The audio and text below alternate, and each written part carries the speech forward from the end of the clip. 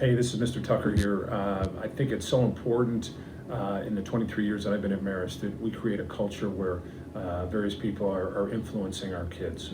And that's not just teachers, that's students themselves and all the levels of success. I think back on Friday nights, our parents asked us where we were going and who we were hanging out with because they wanted to know who was influencing us back then.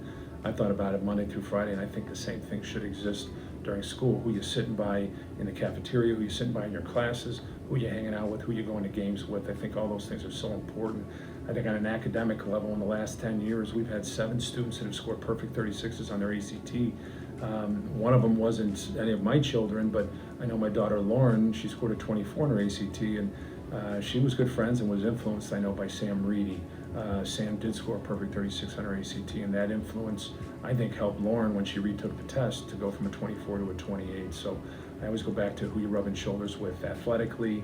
I think of somebody like a Nick Wisher. I mean, we've had like 8 All-Americans in various sports here at Marist High School, and Nick played in the Army All-American game back his senior year, and he helped create a culture of influence and success here at Marist High School that I think permeated the athletic programs. And I think about our band, who was accepted in the last 6 months to play in the St. Patrick's Day Parade in Dublin, Ireland. How good do you have to be able to play in something like that? But my kids didn't play in the band, but I know they were influenced by kids who did, who set goals, who really worked hard and practiced because they had a goal that they wanted to achieve. And that's the environment I want my kids in. And finally, I think about our math team, the #1 Catholic school math team in the state, led by 2 great mathematicians.